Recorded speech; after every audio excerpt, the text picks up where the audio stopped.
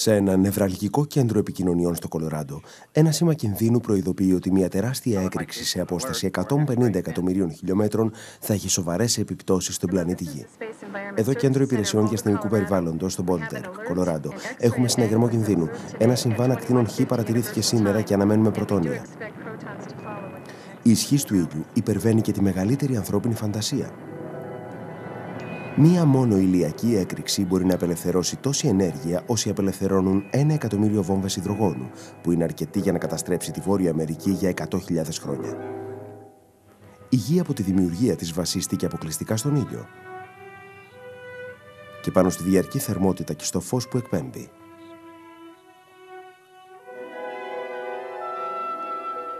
Αλλά οι επιστήμονες σε όλον τον πλανήτη αποκαλύπτουν μυστικά που μπορούν να ανατρέψουν τις πανάρχαιες απόψεις που επικρατούσαν για τον ήλιο.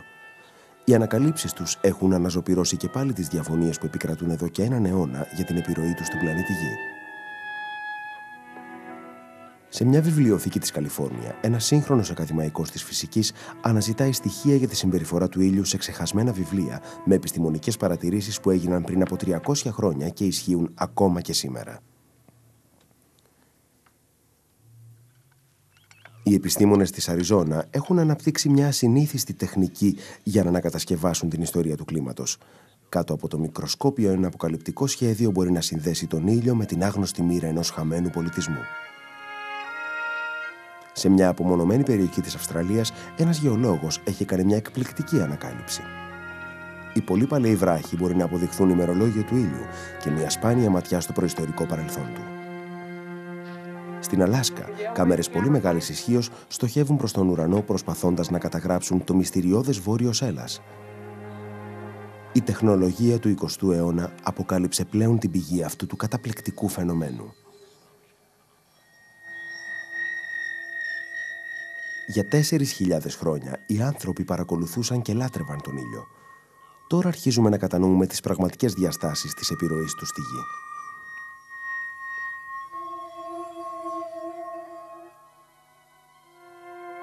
Ελάτε να γνωρίσουμε το άγνωστο βασίλειο του ήλιου. Ας κάνουμε ένα ταξίδι πίσω στο χρόνο, μέσα από την ηλιακή θάλασσα.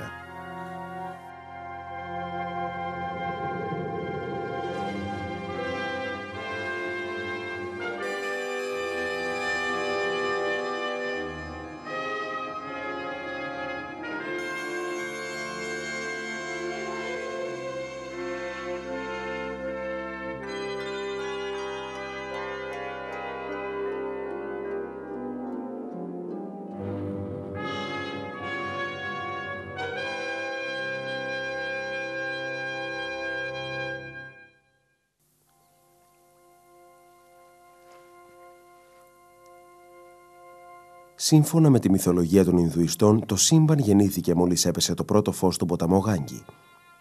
Κάθε πρωί, στο Μπενάρες, οι πιστοί στην Ινδία μαζεύονται για να τιμήσουν αυτό το γεγονός.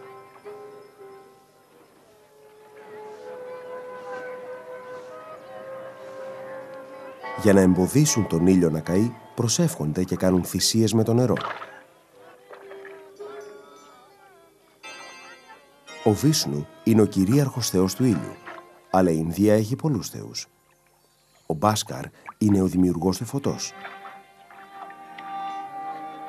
Ο Ντινάκερ, ο δημιουργός της ημέρας. Και ο Τζιβάνα, η πηγή της ζωής. Από το ξεκίνημα της ανθρωπότητας, ο άνθρωπος ένιωθε δέος μπροστά στην ολοκληρωτική δύναμη του ήλιου πάνω στη γη.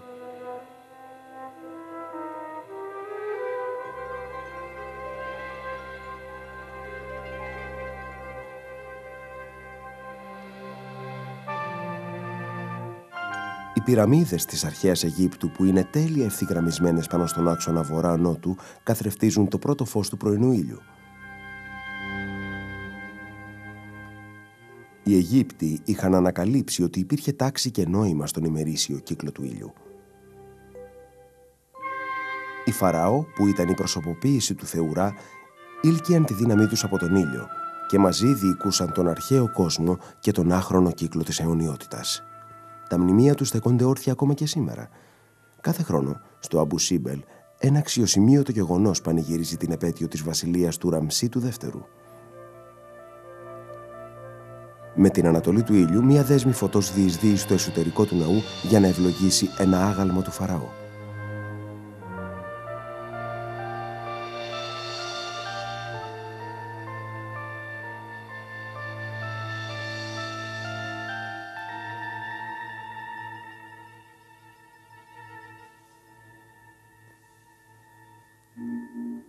Για 3.000 χρόνια οι Αιγύπτιοι λάτρευαν τη δύναμη του ήλιου και πίστευαν στους αένεους κύκλους του. Αλλά σε μια μακρινή ήπειρο, αυτή η ευλάβεια του ήλιου θα έπαιρνε προφητική τροπή. Οι Μάγια της αρχαίας Κεντρικής Αμερικής εμφανίστηκαν από τα βάθη των αιώνων με έναν πολιτισμό που λάτρευε τις δυνάμεις της φύσης. Σκλάβοι των δυσιδαιμονιών πίστευαν ότι κάθε κίνηση του ήλιου ήταν ένας ιονός του καλού ή του κακού.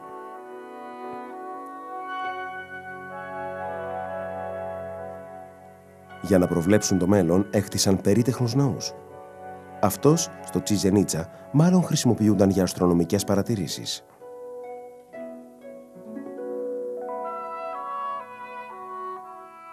Χρησιμοποιώντας κάποια σταθερά σημεία, μπορούσαν να υπολογίσουν με καταπληκτική ακρίβεια τη θέση του ήλιου.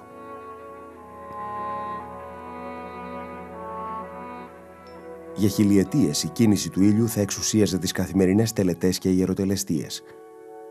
Αλλά ο αρχαίος κόσμος δεν θα γνώριζε ότι η τεράστια επιρροή του ήλιου πάνω στο πεπρωμένο της γης θα ήταν πολύ μεγαλύτερη από όσοι είχαν ποτέ φανταστεί. Στην νοτιοδυτική περιοχή του Κολοράντο, σε ένα φαινομενικά απροσπέλαστο λαβύρινθο από φαράγγια, βρίσκεται το Μέζα Βέρντε ή το πράσινο οροπέδιο, που διαδραματίστηκε ο παράξενος αφανισμός ενός ολόκληρου πολιτισμού. Πάνω στο βουνό βρίσκεται λαξευτή μια πέτρινη ακρόπολη, ένα ανθρώπινο μελίσι που χτίστηκε από ένα μυστηριώδη λαό, τους Ανασάζι ή τους αρχαίους. Σήμερα το Μέζα Βέρντε είναι ένα εθνικό πάρκο, ένα σιωπηλό μνημείο του πολιτισμού που άνθησε πολύ πριν πατήσει ο Κολόμβος το πόδι του στο νέο κόσμο. Είχαν ένα τεράστιο προαύλιο στο οποίο εκτελούσαν πολλές από τις ασχολίες τους. Εδώ έκαναν την κεραμική τους.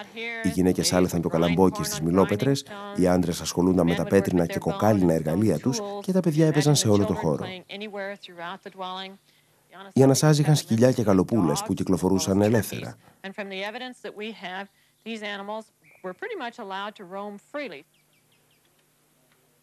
Οι Ανασάζοι δεν άφησαν γραπτά ντοκουμέντα, αλλά αυτά τα ερείπια δείχνουν την ευφυΐα τους στην επιβίωση.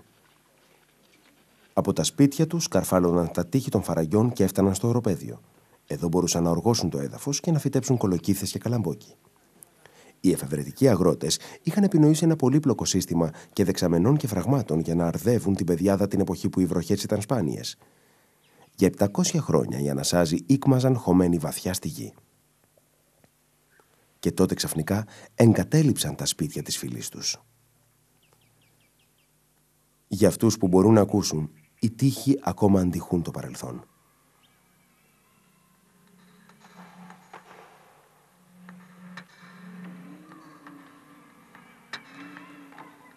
Το γιατί έφυγαν παραμένει μυστήριο, αλλά ένας ημιτελής ναός του ήλιου παραπέμπει σε μια πιθανή αιτία.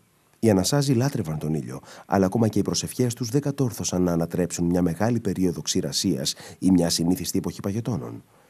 Η ηρωνία της τύχης είναι ότι μετά από 7 αιώνες οι επιστήμονες αρχίζουν να ερευνούν αν οι αλλαγές στον ήλιο επηρεάζουν το κλίμα της γης.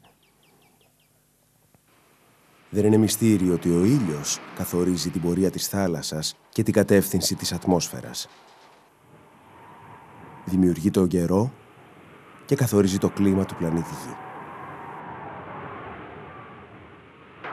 Για αιώνες η παραγόμενη ενέργεια του ήλιου έχει μείνει σχετικά σταθερή, με αποτέλεσμα να παράγει μοτίβα καιρικών και κλιματολογικών συνθήκων.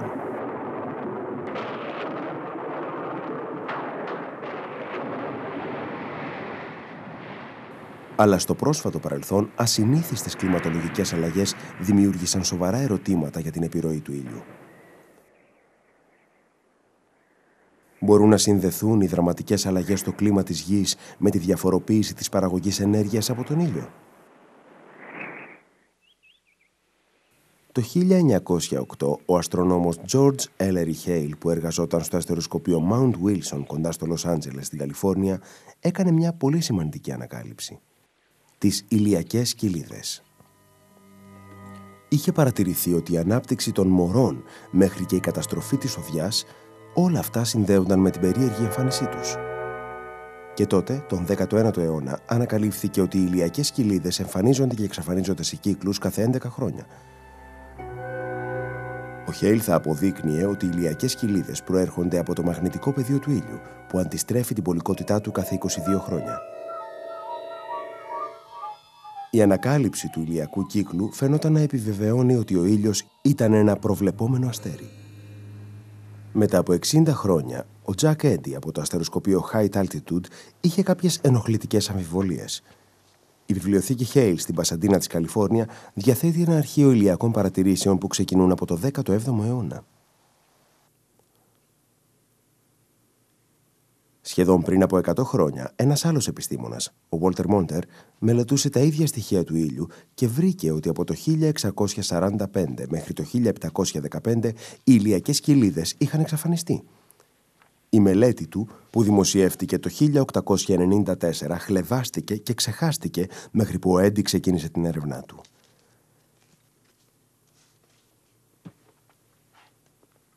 Γι' αυτόν οι μελέτες των παλαιών αστρολόγων είναι εξίσου πολύτιμες σήμερα όσο ήταν και πριν από 300 χρόνια. Τα παλαιά σπάνια βιβλία, όπως είναι αυτό εδώ, που έχει εκδοθεί πριν από 300 χρόνια, μας προσφέρει μια άμεση καταγραφή για το πώς ήταν ο ήλιος στο παρελθόν.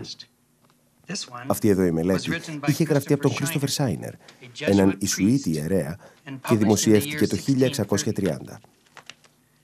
Αυτό το βιβλίο είναι που με έπεισε ότι μπορούμε να εμπιστευόμαστε τους αστρονόμους του 17ου αιώνα, όταν οι άμεσες περιγραφές τους έδειχναν ότι εκείνη την εποχή ο ήλιος περνούσε μια περίοδο μεγάλων αλλαγών.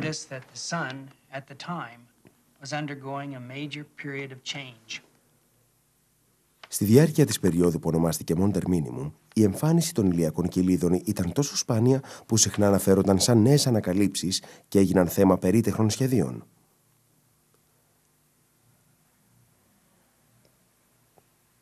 Ψάχνοντας ακόμα περισσότερο, ο Έντι βρήκε ότι το μυστηριώδες βόρειος έλας είχε και αυτό εξαφανιστεί. Αυτά τα αρχαία βιβλία αποκάλυψαν ότι για 70 χρόνια υπήρξε μια τεράστια αλλαγή στη συμπεριφορά του ήλιου. Αν και ήταν πολύ δύσκολο για τους επιστήμονες του ηλιακού συστήματος να το αποδεχτούν, οι αποδείξεις δεν θα προέρχονταν από τον ήλιο, αλλά από την ίδια τη γη.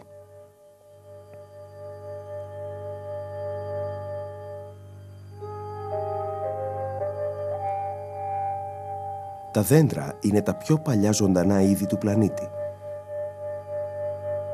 Οι δακτύλιοι τους κρατούν ένα ημερολόγιο της συμπεριφοράς του ήλιου, καταγράφοντας την ποσότητα του ισοτόπου του άνθρακα 14 στην ατμόσφαιρα της γης.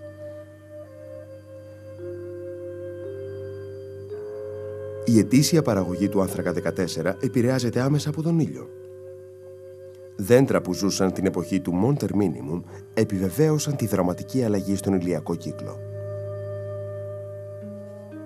Τώρα οι δακτύλοι των δέντρων αναλύονται για να αποδειχθεί κατά πόσον η παρουσία ή η απουσία των ηλιακών κοιλίδων επηρεάζει το κλίμα της γης. Για αιώνες αυτή η πεύκη βαρία πολεμούσε τα στοιχεία της φύσης. Το γεγονός της επιβίωσής της στις καλές αλλά και στις κακές εποχές τράβηξε την προσοχή των επιστημόνων Barry Richards και Charles Stockton του Εργαστηρίου Δακτυλίων Δέντρων της Αριζόνα. Barry, let's try this one over here to the left. That looks pretty good. Got a rather scraggly top. Στο παρελθόν, οι δακτύλοι των δέντρων αναλύθηκαν για να αξιολογηθεί η σοβαρότητα της ξηρασίας, αλλά ο Στόκτον ενδιαφέρεται περισσότερο για την ξηρασία στην Αμερικανική Δύση. Αυτό που κάναμε δεν ήταν κάτι καινούριο, αλλά αυτό που κάναμε και διέφερε ήταν ότι αναλύαμε πολλές τοποθεσίες δακτυλίων δέντρων ταυτόχρονα και όχι μόνο μία.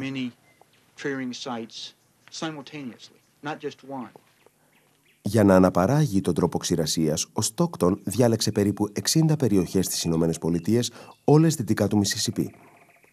Εδώ είναι φανερές οι συνθήκες υγρασίας και τα δέντρα είναι πιο ευαίσθητα στις ξαφνικές αλλαγές στον καιρό. Οι δακτύλοι των δέντρων αλλάζουν εμφάνιση κάθε μέρα που μεγαλώνουν, Αντικατοπτρίζουν τις μεταβολές των βροχοπτώσεων και της θερμοκρασίας. Ένα δέντρο μπορεί να έχει καταγράψει εκατοντάδες χρόνια ιστορίας του κλίματος. Ένας μηχανισμός για τη συλλογή δείγματος τρυπάει το δέντρο. Ο Στόκτον και ο Ρίτσαρντς πρέπει να δουλέψουν γρήγορα. Μέσα σε λεπτά το δέντρο θα αρχίσει να αυτοθεραπεύεται και θα κλείσει γύρω από το μηχανισμό και δεν θα μπορούν να το μετακινήσουν.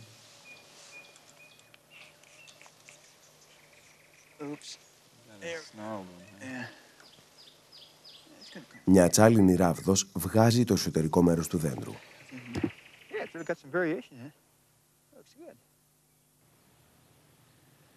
Κάτω από τις κερκίδες του φημισμένου γηπέδου ποδοσφαίρου βρίσκεται το παγκοσμίου φήμης εργαστήριο δακτυλίων των δέντρων. Χιλιάδες χρόνια κλίματος έχουν συγκεντρωθεί εδώ μαζεύοντας δέντρα από όλο τον κόσμο. Το εσωτερικό μέρος του δέντρου μπαίνει κάτω από το μικροσκόπιο για να αναλυθεί σχολαστικά. Ο Ρίτσαρντς ψάχνει από τους στενούς δακτυλίους, δηλαδή τα χρόνια της ξηρασίας. Μόλις χαρακτηριστεί ο πυρήνας του δέντρου, μετριέται με ακρίβεια το φάρδος κάθε δακτυλίου και καταχωρείται στον υπολογιστή.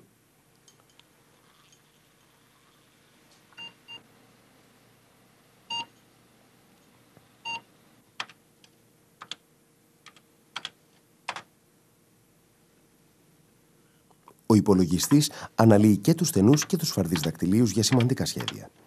Μετά πρέπει να συσχετίσει την ανάπτυξη αυτών των σχεδίων και με άλλα δέντρα για να επεκτείνει το προφίλ της ξηρασίας πίσω στο χρόνο. Τώρα ο Στόκτον μπορεί να αναδημιουργήσει μια σειρά από χάρτες ακραίας υγρασίας και ξηρασίας, στους οποίους φαίνεται μια δραματική τακτική επανάληψη της ξηρασίας. Αυτές οι χρονιές ξηρασίας έχουν επιβεβαιωθεί ιστορικά.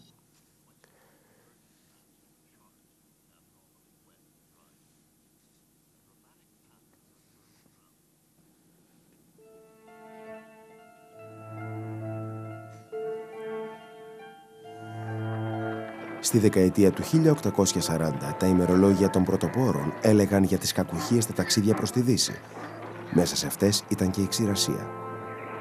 Στη δεκαετία του 1930, η Αμερική υπέστη μια από τις χειρότερες ξηρασίες μέσα σε 300 χρόνια.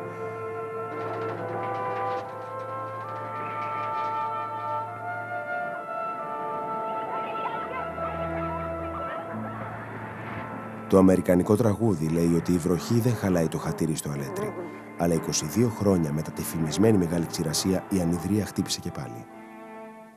Ο κύκλος της επαναλαμβανόμενης ξηρασίας είναι ολοφάνερος, αλλά η ομοιότητά του με τα ηλιακά φαινόμενα είχε περάσει απαρατήρητη, μέχρι που ο κλιματολόγος Μέρι Μίτσελ έπεσε πάνω στον Στόκτον.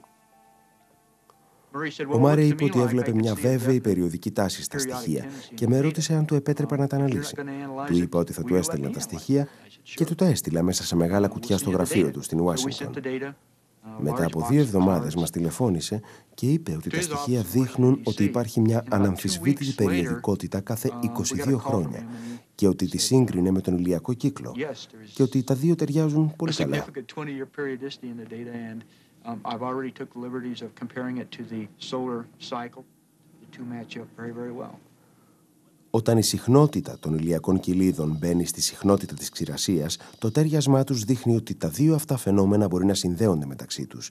Για 300 χρόνια, η δραματική απουσία της βροχής είχε συμπέσει με την εμφάνιση των ηλιακών κοιλίδων. Ένα από τα προβλήματα με τα αποτελέσματα της μελέτης μας είναι ότι πολλοί ερευνητές και δικαίως έβλεπαν ότι αυτό μπορεί να ήταν και τυχαίο.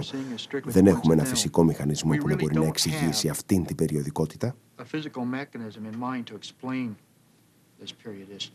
Χρειάζεται να αναπτύξουμε έναν τρόπο με τον οποίο θα εξηγήσουμε πώς η αλλαγή στον ηλιακό κύκλο μπορεί να επηρεάζει την ατμόσφαιρα της Γης, που τελικά επηρεάζει τη δημιουργία της ανομβρίας. Αν ο Στόκτον έχει δίκιο, κάπου στη δεκαετία του 2000 η Δυτική Αμερική θα πρέπει να περιμένει το επόμενο συμβάν της επαναστατικής θεωρίας που συνδέει τις ηλιακές κοιλίδες με την ξηρασία. Για να επιβεβαιωθούν τα ευρήματα στους δακτυλίους των δέντρων, ίσως χρειαστούν αρχεία που φτάνουν μέχρι 1 εκατομμύριο χρόνια πίσω. Μόνο τότε μπορεί η σύνδεση ενός μεταβαλλόμενου ήλιου και του κλίματος της Γης να εξερευνηθεί πλήρως. Ένας προϊστορικός πυθμένας λίμνης στη Νότια Αυστραλία μπορεί να περιέχει αυτά τα στοιχεία που αποτελούν μια ματιά στη συμπεριφορά του ήλιου 1 εκατομμύριο χρόνια πριν.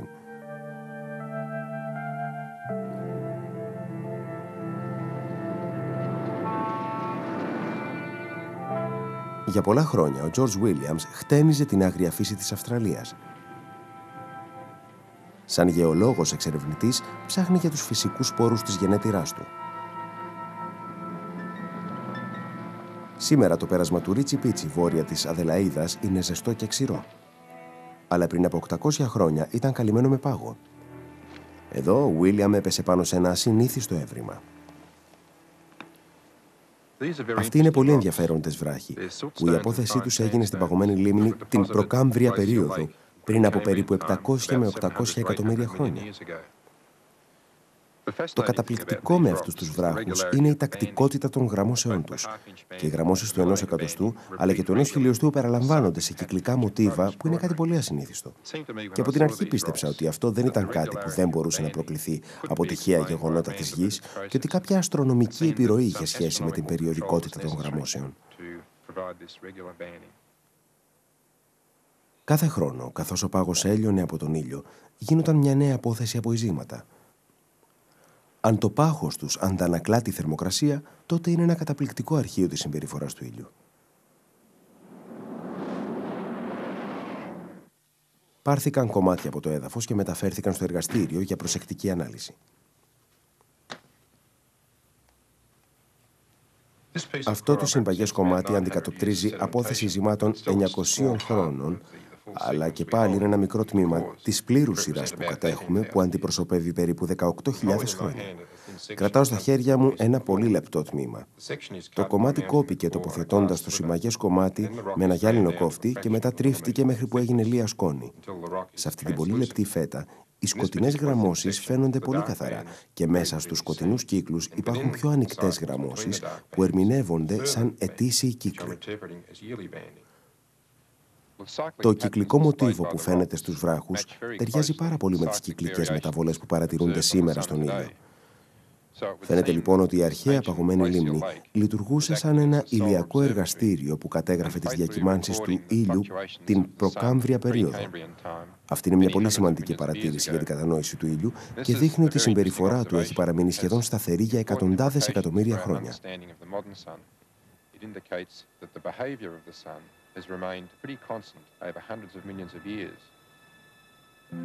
Οι ανακαλύψεις μας για το αρχαίο παρελθόν του ήλιου είναι καθησυχαστικές.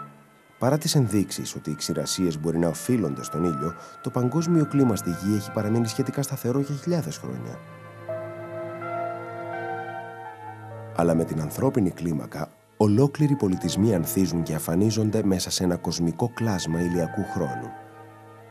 Αν και έχουμε ανανεώσει την εμπιστοσύνη μας στον ήλιο, η αναζήτησή μας για την κατανόηση των πραγματικών επιπτώσεων του στο κλίμα του πλανήτη Γη μόλις έχει αρχίσει. Ο ήλιος φωτίζει το σκοτάδι του διαστήματος από απόσταση 150 εκατομμύριων χιλιομέτρων από τη Γη. Πριν από πολλούς αιώνες, η μελέτη του ήλιου ήταν μια πρόκληση για τους ευφυείς επιστήμονες. Ένα από τα πιο καταπληκτικά αρχαία εργαλεία εξερεύνησης είχε χτιστεί εδώ, στο Τζαϊπούρ, στην Ινδία, από το μαχαραγιά του 18ου αιώνα Τζάι Σινγκ. Ήταν ένα από τα αστρονομικά θαύματα της εποχής του. Ένα προσωπικό αστεροσκοπείο.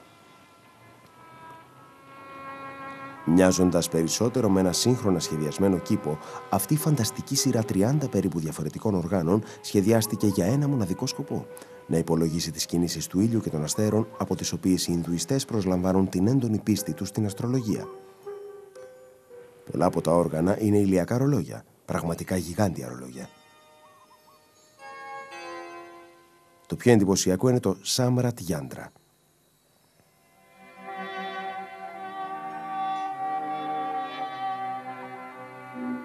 Καθώς ο ήλιος κινείται στον ουρανό, μια σκιά πέφτει σε δύο μαρμάρινους δίσκους που είναι σκαλισμένοι με προσοχή να δείχνουν την ώρα της ημέρας.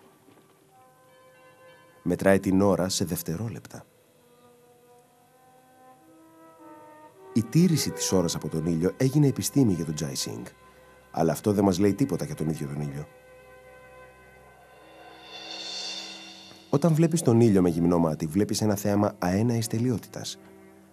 Αλλά ένα άλλο όργανο θα επέκτηνε την ορατότητά μας στο διαπλανητικό σύστημα και θα αποκάλυπτε ένα καινούριο και άγνωστο ήλιο. Το ηλιακό τηλεσκόπιο στο Kitt Peak στην Αριζόνα είναι το μεγαλύτερο του είδους του στον κόσμο. Στο εσωτερικό του, μία σειρά από καθρέπτες εγκλωβίζει το εισερχόμενο ηλιακό φως και το αντανακλά σε ένα μονοπάτι 135 μέτρων βαθιά μέσα στο βουνό.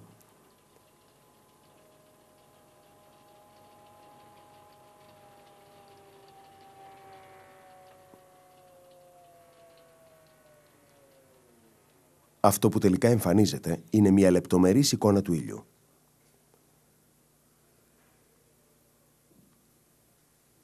Πριν από 400 χρόνια, ο Γαλιλαίος δημιούργησε μια παρόμοια εικόνα με ένα πρωτόγονο τέτοιο τηλεσκόπιο. Ήταν η παρατήρηση των ηλιακών κοιλίδων που ταρακούνησε την επικρατούσα άποψη για την τελειότητα του ήλιου.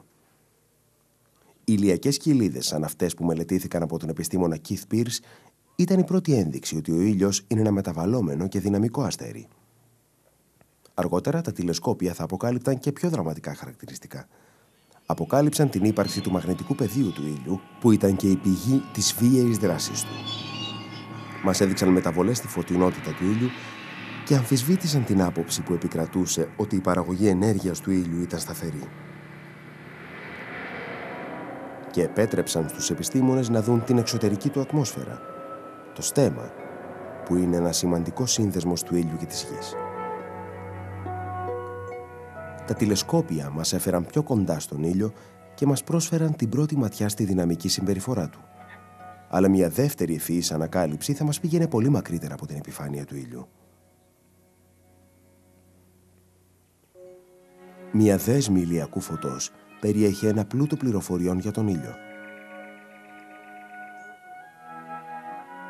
Τον 17ο αιώνα, ο μεγάλος φυσικός Ισαάκ Νεύτον έκανε ένα απλό αλλά έξυπνο πείραμα για να αποκαλύψει το μήνυμα μιας ακτίνας φωτός. Όταν το ηλιακό φως περάσει μέσα από ένα πρίσμα, δημιουργεί ένα ουράνιο τόξο χρωμάτων που ονομάζεται φάσμα. Αυτό που προβλημάτιζε τον Νεύτονα ήταν η φύση του φάσματος. Η εικόνα ήταν δημιούργημα του γυαλιού ή υπήρχε μέσα στο ίδιο το φως. Αν το πρίσμα δημιουργεί το φως, τότε ένα δεύτερο πρίσμα θα δημιουργούσε ένα δεύτερο φάσμα. Ο Νεύτωνας ανακάλυψε ότι το φως μέσα από το δεύτερο πρίσμα παρέμενε κόκκινο. Τα ατομικά χρώματα του φάσματος δεν μπορούσαν να διαλυθούν περαιτέρω. Το πείραμα του Νεύτωνα θα αποκάλυπτε ότι το άσπρο φως περιέχει όλα τα χρώματα του φάσματος. Το φως θα γινόταν ένα εργαλείο που θα ξεκλείδωνε τα μυστικά του σύμπαντος και θα δημιουργούσε τη βάση του σύγχρονου φασματογράφου. Σαν το πρίσμα, ο φασματογράφος χωρίζει κάθε χρώμα του ορατού φάσματος. Εκατοντάδες μαύρες γραμμές εμφανίζονται σε συγκεκριμένα μοτίβα. Είναι τα χημικά αποτυπώματα στοιχείων, όπως του υδρογόνου και του ήλιου, που υπάρχουν στον ήλιο. Οι γραμμές αυτές ονομάστηκαν Φροχόφερ, θα άνοιγαν νέους ορίζοντες στην ηλιακή εξερεύνηση και θα αποκάλυπταν τη σύνθεση, τη θερμοκρασία και την πυκνότητα του ήλιου. Τελικά θα μαθαίναμε ότι το ηλιακό φάσμα περιέχει και πανίσχυρα κύματα αόρατης ραδιενέργειας, όπως και ακτίνες Χ, υπέρυθρες, υπεριώδεις, γάμα και κοσμικές.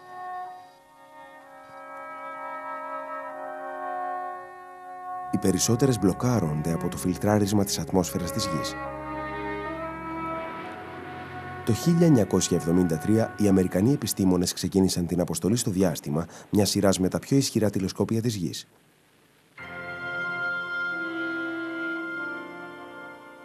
Πάνω από την ατμόσφαιρα της Γης, το Skylab θα αποκάλυπτε τις αόρατες στρώσεις του ήλιου και θα φωτογράφιζε τα καταπληκτικά του χαρακτηριστικά.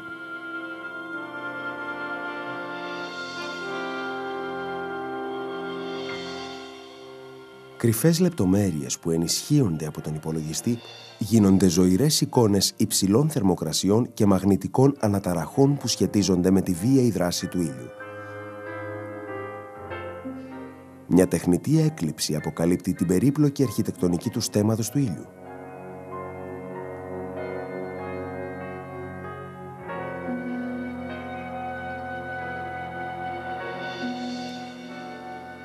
Τηλεσκόπια υπεριωδών και ακτίνων Χ καταγράφουν την έξαρση μιας ηλιακής έκρηξης και την ανατέμνουν κομμάτι-κομμάτι. Το Skylab θα καταγράψει λεπτομέρειες του ήλιου για πρώτη φορά και εικόνες που θα προκαλούσαν την ανάγκη ανέβρεσης της πηγής αυτής της βίαιης ενέργειας.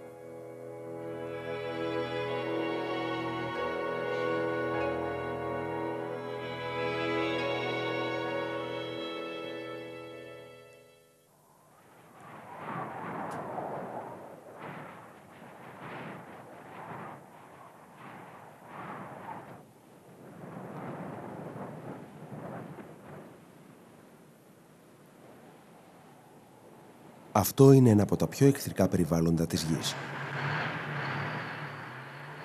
Μια συνεχής παγωμένη ερημιά, που η θερμοκρασία πέφτει στους 100 βαθμούς κάτω από το 0. Αλλά για αυτούς που μελετούν τον ήλιο, η Ανταρκτική είναι ένας πραγματικός παράδεισος. Στον κόσμο του Νότιου Πόλου το καλοκαίρι ξεκινάει το Σεπτέμβριο και για 6 μήνες ο ήλιος δεν δύει ποτέ. Οι αστρονόμοι του ήλιου είχαν ονειρευτεί πολύ την ευκαιρία να παρατηρούν τον ήλιο 24 ώρες το 24ωρο. Το 1979 το πρώτο ηλιακό αστεροσκοπείο δημιουργήθηκε στο Νότιο Πόλο. Σε αυτές τις πρωτόγονες εγκαταστάσεις υπάρχει όλη η ακρίβεια που απαιτείται για την συνεχή παρακολούθηση του ήλιου και την καταμέτρηση ξαφνικών μεταβολών στην ηλιακή επιφάνεια.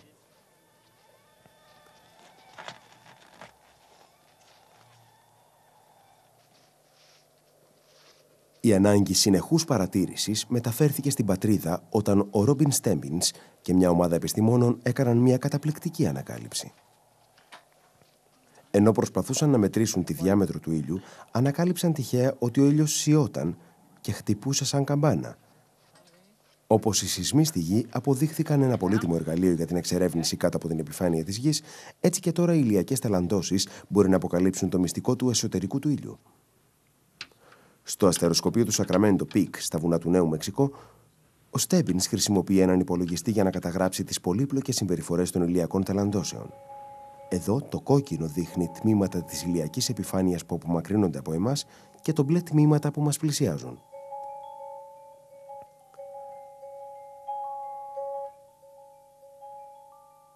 Σε ένα μουσικό όργανο, ο ήχος δημιουργείται από το παλόμενο τμήμα, όπως το πλήκτρο του βιμπράφωνου ή τις χορδές του μπάσου. Τα αυτιά μας μπορούν να διακρίνουν τη γλυκιά αντίχηση του ξύλου ή το ψυχρό κουδούνισμα του ατσαλιού.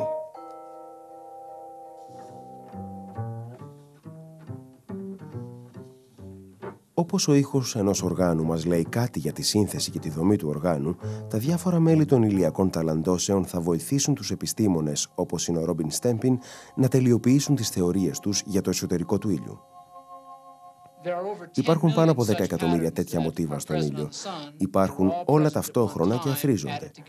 Από αυτή τη μεγάλη συσσόρευση πληροφοριών μπορούμε να μάθουμε πάρα πολλά για το εσωτερικό ενός αστεριού και από τι αποτελείται. Μέχρι στιγμής η παρουσία των ηλιακών κυλίδων και η παράξενη συμπεριφορά του ηλιακού κύκλου δεν έχουν εξηγηθεί και οι προελεύσεις τους είναι βαθιά χωμένες στο εσωτερικό του ήλιου. Η γνώση των ηλιακών ταλαντώσεων ίσως ξεκινήσει μια νέα εποχή εξερευνήσεων.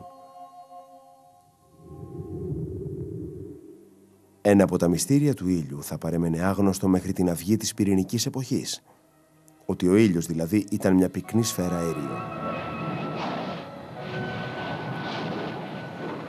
Βαθιά μέσα στον πυρήνα του, ένας θερμοπυρηνικός κλίβανος συγχωνεύει το υδρογόνο με το ήλιο για να δημιουργήσει μια σχεδόν ατελείωτη προμήθεια ενέργειας.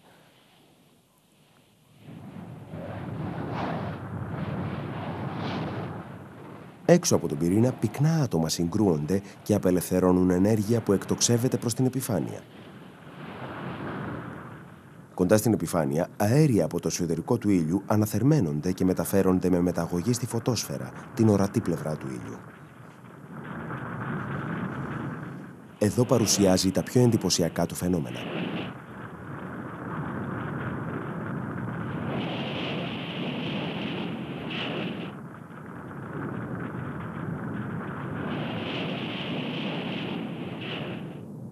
Στο επάνω μέρος βρίσκεται η χρωμόσφαιρα και το στέμμα. Το στέμμα, που είναι μεγαλύτερο από τον ίδιο τον ήλιο, εκτείνεται χιλιάδες χιλιόμετρα πάνω από την επιφάνειά του. Εδώ ο ήλιος εξατμίζει το εξωτερικό του στρώμα και το στέλνει στο διάστημα. Η περιοχή μεταξύ του ήλιου και της Γης είναι γεμάτη από ύλη από τα αστέρια, τμήματα του ίδιου του ήλιου, ηλεκτροφόρα σωματίδια που ονομάζονται πλάσμα. Είναι η ζωογόνος δύναμη του σύμπαντος, η πιο συνηθισμένη μορφή ύλης. Το πλάσμα κυλάει ανάμεσα στο διαπλανητικό διάστημα με ταχύτητα 1.600.000 χιλιόμετρων την ώρα για να γίνει ηλιακός άνεμος. Η ανακάλυψη του ηλιακού ανέμου θα αποδεικνυόταν ένας ζωτικός κρίκος μεταξύ του ήλιου και του πλανήτη Γη. Το αστεροσκοπείο Kitt Peak, ψηλά στην κορυφή του βουνού πάνω από τον καταβλισμό των ερυθρόδερμων Παπάγκο, φιλοξενεί επιστήμονες από όλο τον κόσμο. Ερευνητές από την Δυτική Γερμανία, τη Μεγάλη Βρετανία και τις Ηνωμένες Πολιτείες θα προσπαθήσουν να δημιουργήσουν και να φωτογραφίσουν το πρώτο τεχνητό κομήτη για να μάθουν περισσότερα για τον ηλιακό άνεμο. Ο Γκέρχαρντ Χερέντελ του Ινστιτούτου Max Planck της Δυτικής Γερμανίας είναι επικεφαλής του εγχειρήματος. Σε λίγες ώρες θα δώσει εντολή να απελευθερωθούν 2 κάνιστρα με βάριο από ένα δορυφόρο που βρίσκεται σε τροχιά 112.000 χιλιόμετρων πάνω από τη Γη. Ο στόχος του είναι να προσομοιώσει τι συμβαίνει όταν το πλάσμα από ένα ζεστό αστέρι όπως είναι ο ήλιος χτυπήσει με ένα κρύο αντικείμενο όπως είναι η Γη. Το πείραμα που ελπίζουμε να το δούμε, αν ο ουρανός θα είναι καθαρός την ημέρα των Χριστουγέννων, είναι το πρώτο του είδους του. Έχουμε ξεκινήσει να αναπτύσσουμε αυτήν τη τεχνική του να ρίχνουμε μπογιά σε κοσμικό πλάσμα πριν από 20 χρόνια. Αλλά ποτέ δεν είχαμε την ευκαιρία να βγούμε έξω από το μαγνητικό πεδίο της Γης στον ηλιακό άνεμο και να κάνουμε αυτό το πείραμα πετώντας με ένα διαστημόπλοιο που είναι εφοδιασμένο με πάρα πολλούς αισθητήρες.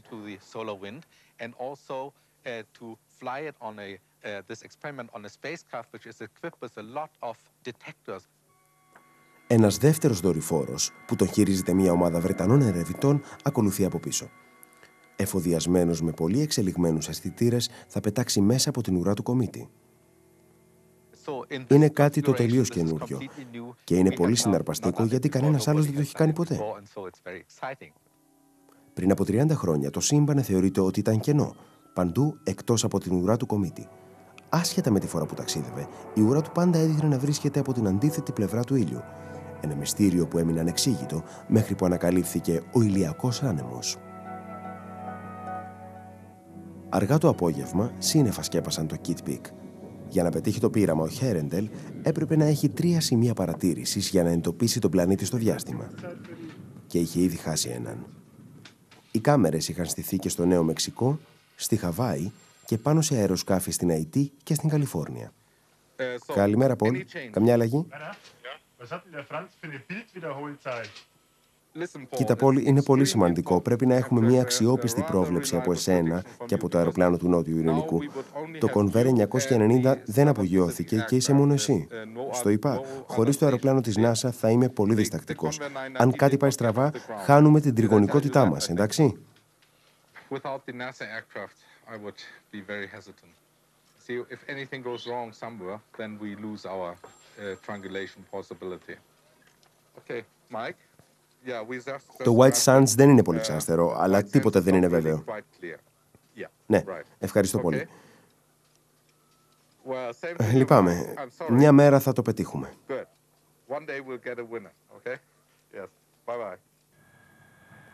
Μετά από 2 μέρες η ατμόσφαιρα είναι καθαρή και στα 3 σημεία παρατήρησης. Ένα αεροσκάφος ειδικά εφοδιασμένο από το ερευνητικό κέντρο Ames της NASA στην Καλιφόρνια κάνει μια δεύτερη προσπάθεια να καταγράψει τον πλανήτη. 15 δευτερόλεπτα.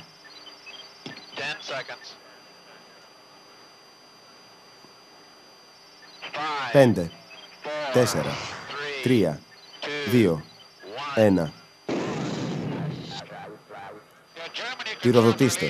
Η Γερμανία επιβεβαιώνει και αυτήν την απελευθέρωση και το αντικείμενο είναι εκεί. Το είδα να ανοίγει. Το μεγάλο λαμπρό αντικείμενο είναι στην οθόνη και είναι πιο λαμπερό από ό,τι μπορείτε να φανταστείτε. Έτσι δεν είναι? Ναι, βρίσκεται αριστερά στο κέντρο.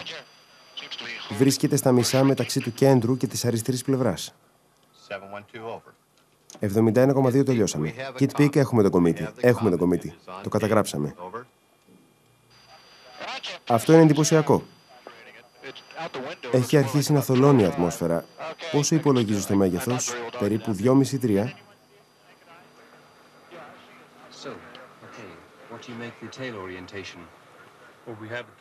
Τα έχουμε εδώ και η ουρά έρχεται εδώ προς την κορυφή. Είναι πολύ αχνή σε αυτή την εικόνα, αλλά βρίσκεται εκεί. Αυτή η ζωηρή εικόνα τραβήχτηκε πάνω από τον Νότιο Ειρηνικό. Ελπίζαμε ο κομήτης να είναι ορατός για 1 ώρα περίπου. Αλλά μετά από 6 λεπτά μόνο εξαφανίστηκε. Από την απρόβλεπτα τρομερή ταχύτητα του ηλιακού ανέμου.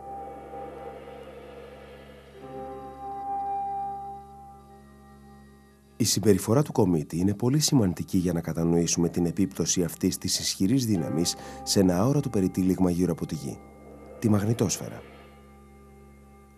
Όπως και ο ήλιος, και η Γη έχει ένα μαγνητικό πεδίο, που οι επιστήμονες πιστεύουν ότι είναι το αποτέλεσμα ηλεκτρικών ρευμάτων που δημιουργούνται βαθιά στον πυρήνα. Όταν το μαγνητικό πεδίο της Γης έρχεται σε επαφή με το ηλιακό, δημιουργεί μια ασπίδα. Δημιουργεί και το σχήμα του κομήτη. Το μαγνητικό πεδίο που βλέπεις προς τον ήλιο αντανακλά τον ηλιακό άνεμο γύρω από τη Γη. Το μαγνητικό πεδίο της Γης παίρνει τη μορφή ουράς που εκτείνεται εκατομμύρια χιλιόμετρα στο διάστημα. Η μόνη ορατή εκδήλωση του ηλιακού ανέμου που κυματίζει στον πολικό ουρανό σαν ένα απόκοσμο πέπλο είναι το Βόρειο Σέλας. Για περισσότερα από 1000 χρόνια γράφουν τα τραγούδια γι' αυτό. Έχουν βαφτιστεί παιδιά με το όνομά του και έχουν εμπνευστεί χιλιάδες ποιητές. Κάποιοι λένε ότι το Βόρειο Σέλας είναι η αντανάκλαση του αρκτικού πάγου και χιονιού. Κάποιοι λένε ότι είναι ηλεκτρισμός. Και κανείς δεν φαίνεται να ξέρει την αλήθεια. Στις φημισμένες του μπαλάντες για το Βόρειο Σέλας, ο Ρόμπερτ Σέρβις, ο ποιητής της Γιουκόν, περιγράφει το μυστήριο που έχει μπερδέψει την ανθρωπότητα για ολόκληρους αιώνες. Το Βόρειο Σέλας σπάνια εμφανίζεται στην Ευρώπη. Η εμφάνισή του το 1570 έχει καταγραφεί στα μεσαιωνικά ντοκουμέντα. Η πόλη φωτίστηκε σαν να φλεγόταν ολόκληρη. Όταν οι άνθρωποι το είδαν, τρομοκρατήθηκαν και είπαν ότι δεν είχαν ξαναδεί τέτοιο μακάβριο θέαμα ή είχαν ακούσει γι' αυτό όσο ζούσαν.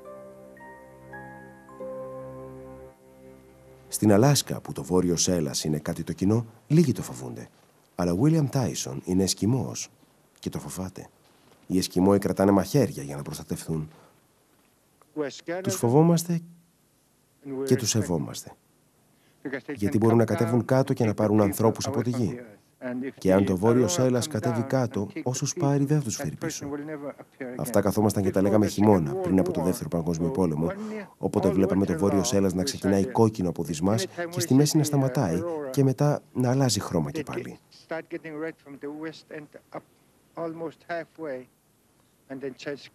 Αυτό συνέβαινε όλο το χειμώνα και το φθινόπωρο ξέσπασε ο πόλεμος. Και η γιαγιά μου είπε ότι κάθε φορά που το Βόρειο Σέλας γινόταν κόκκινο θα γινόταν μεγάλη αιματοχυσία. Μόλις πριν από 30 χρόνια η ανώτερη ατμόσφαιρα ήταν απρόσιτη. Τώρα ένα οπλοστάσιο επιστημονικών εργαλείων είναι έτοιμο να εξερευνήσει το μυστηριώδες Βόρειο Σέλας.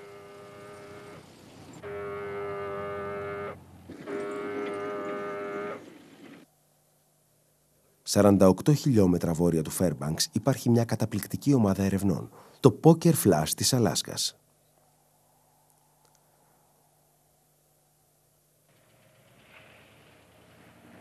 Όταν αναμένεται έντονη δραστηριότητα από το Βόρειο Σέλας, οι προετοιμασίες ξεκινούν από πολύ νωρίς. Μια ρουκέτα 3 σταδίων μεταφέρεται με μεγάλη προσοχή στην εξέδρα εκτόξευσης για να συναρμολογηθεί. Η διαδικασία είναι χρονοβόρα και μπορεί και επικίνδυνη. Το φορτίο είναι ένας εκρηκτικός μηχανισμός 22,5 εκατοστών. Θα εκτοξεύσει το στοιχείο βάριο στο Βόρειο Σέλας.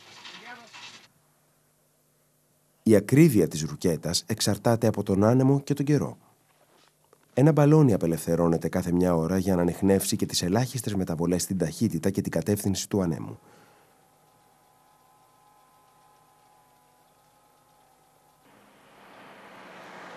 Μόλις έπεσε η νύχτα, οι προετοιμασίες είχαν ολοκληρωθεί. Ο Eugene Westcott του Πανεπιστημίου της Αλάσκας θα παρακολουθήσει την εκτόξευση της ρουκέτας και την απελευθέρωση του βαρίου. Αν όλα πάνε καλά, θα γραφτεί ακόμα ένα κεφάλαιο στην αναζήτηση της κατανόησης της δυναμικής αυτού του αξιόλογου γεγονότος. Απελευθερώνοντας το βάριο που λειτουργεί σαν ανιχνευτής, είναι σαν να βάζεις μπογιά σε ένα ρεύμα. Ελπίζουμε να κατανοήσουμε περισσότερο την ηλεκτροδυναμική του γεγονότος. Αν είμαστε τυχεροί, θα δούμε κάτι που δεν έχουμε δει ποτέ πριν και έτσι θα καταλάβουμε τι ακριβώς συμβαίνει. Εδώ είναι το Poker Flat. Θέλουμε να ξεκινήσουμε την αντίστροφη μέτρηση για την εκτόξευση. Έχουμε την έγκρισή σας? Εκτόξευση σε 20 λεπτά. Ευχαριστώ. Ο Westcott παρακολουθεί με μεγάλη προσοχή το Βόρειο Σέλας. Τώρα θα αποφασίσει αν θα συνεχίσει με την εκτόξευση. Εντάξει, Πατ, ξεκινάμε. Μόλις δώσω σήμα, ξεκινάμε την αντίστροφη μέτρηση. Είμαστε στα 20 δευτερόλεπτα και ξεκινάμε την αντίστροφη μέτρηση. 10, 9, 8, 7, 6, 5, 4, 3, 2, 1, launch.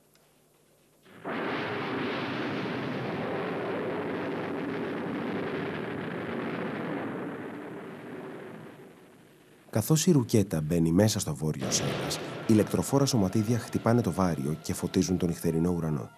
30 χρόνια πειραμάτων, σαν και αυτό στο βόρειο σέλας, τελικά αποκαλύπτουν την προέλευσή του. Ο ηλιακός άνεμος λειτουργεί σαν γεννήτρια. Καθώς χτυπάει τη μαγνητόσφαιρα, απελευθερώνει δισεκατομμύρια βατ ηλεκτρικής ενέργειας.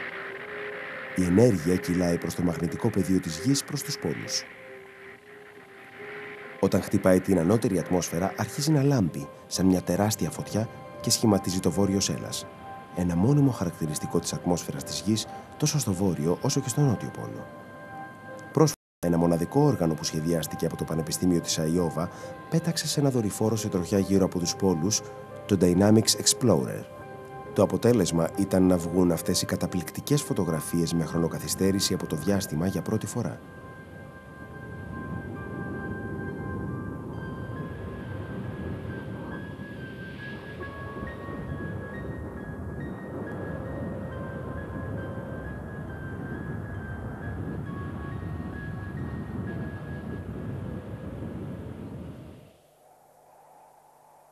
Σε ένα άλλο εργαστήριο στο Poker Flat ετοιμάζεται ένα ακόμα πιο δραματικό πείραμα. Ένα σύστημα από ασυνήθιστες κάμερες μεγάλης ευαισθησίας που μπορούν να καταγράψουν τη λάμψη ενός τσιγάρου από χιλιόμετρα θα προσπαθήσουν να καταγράψουν το βόρειο σέλας αυτής της βραδιάς. Είναι δύσκολο να το πετύχεις έτσι βίαιο και ευέλικτο που είναι, αλλά ο Σούνα Κασούφο και ο βοηθός του έχουν τελειοποιήσει την τεχνική. Οι κάμερες της τηλεόρασης είναι το πιο εξελιγμένο όργανο για να ανιχνεύσει τα κρυφά χαρακτηριστικά του βορείου φωτός. Μας επιτρέπουν επίσης να παρακολουθούμε ζωντανά το πιο εκτυφλωτικό φως που έχει δει ποτέ ο κόσμος.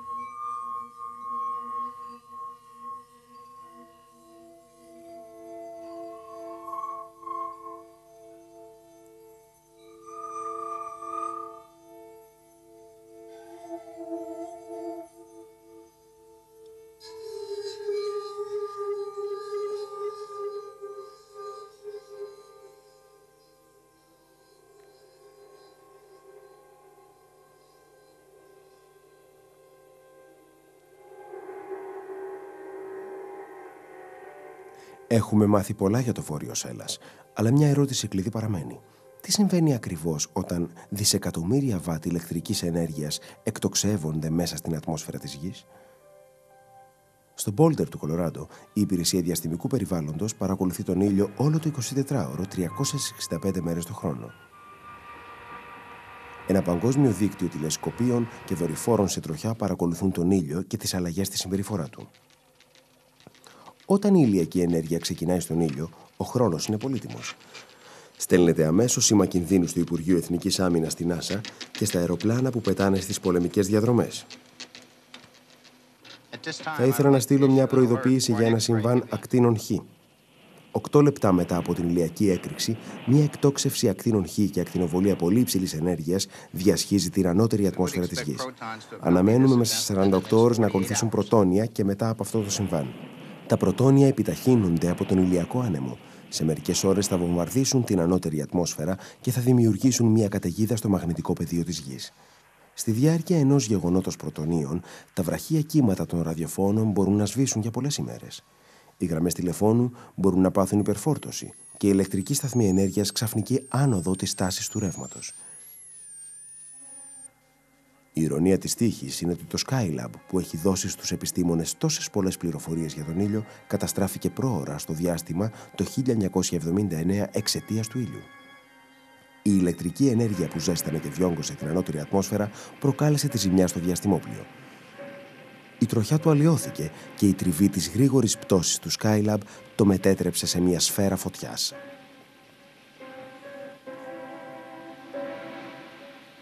Η πρόωρη καταστροφή του Skylab ήταν ένα πολύτιμο μάθημα. Ο ήλιος είχε γίνει ένας πολύ σημαντικός παράγοντας στο σχεδιασμό των αεροσκαφών. Στο προσεχές μέλλον, 6 αστροναύτες θα ζουν και θα εργάζονται πάνω σε ένα μόνιμο σταθμό στο διάστημα, με πολύ μεγαλύτερη ασφάλεια από ό,τι πριν από 1 δεκαετία.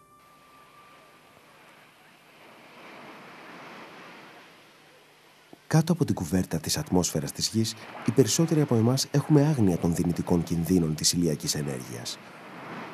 Όπως και οι άνθρωποι της αρχαιότητας, έτσι και εμείς λατρεύουμε τον ήλιο, ο καθένας με το δικό του προσωπικό τρόπο.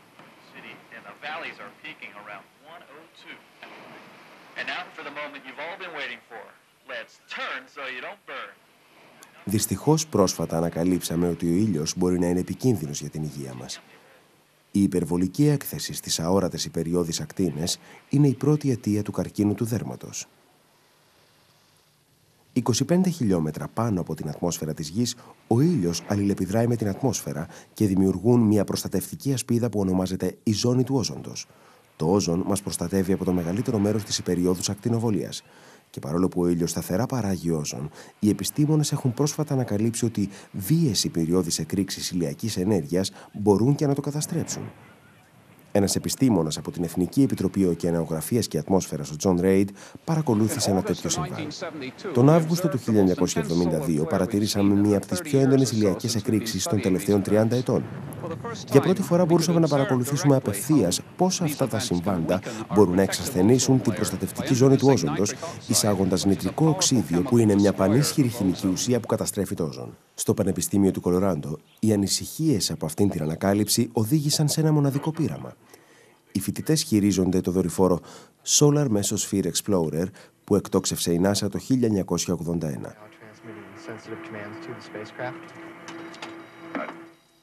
Ο δορυφόρος, που είναι ένα πραγματικό εργαστήριο στο διάστημα, παρακολουθεί τις αλλαγές στην υπεριώδη ακτινοβολία και στο όζον. Τα πρώτα αποτελέσματα από το δορυφόρο επιβεβαίωσαν την άμεση σχέση μεταξύ της καταστροφής του όζοντος και την αύξηση του νητρικού οξυδίου που παράγεται από την υπεριώδη ακτινοβολία.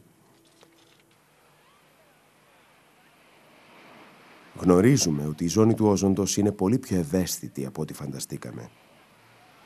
Η ισορροπία μεταξύ της δημιουργίας της και της καταστροφής της χρειάστηκε δισεκατομμύρια χρόνια για να επιτευχθεί.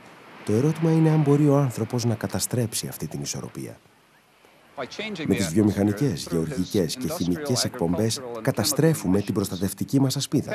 Μέχρι πού μπορούμε να φτάσουμε και μήπως καταστρέφουμε τελείως τη ζώνη του όζοντος?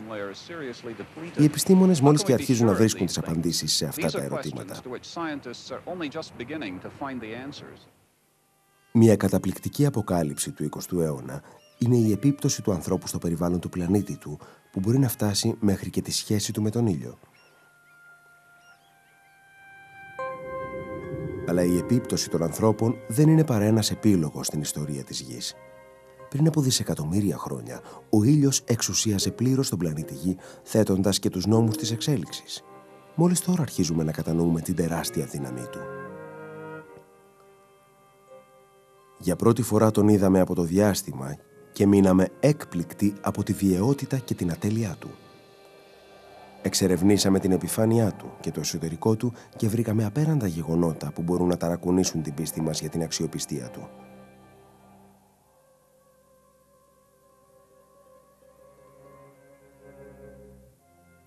Έχουμε εξερευνήσει την αόρατη πλευρά του διαπλανητικού μας συστήματος και επεκτείναμε τα γήινα ορατά όρια της ηλιακής θάλασσας.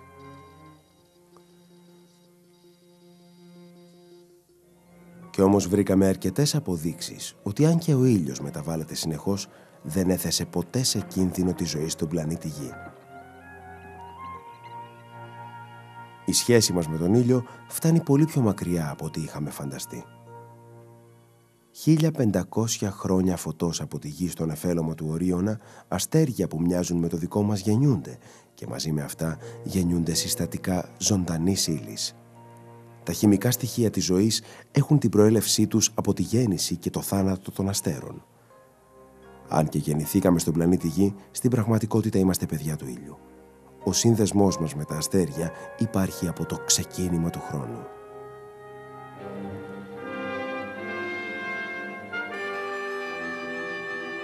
Αφήγηση Κοψιδάς Νέστορ. Τεχνική επεξεργασία Στούντιο Τρίτον.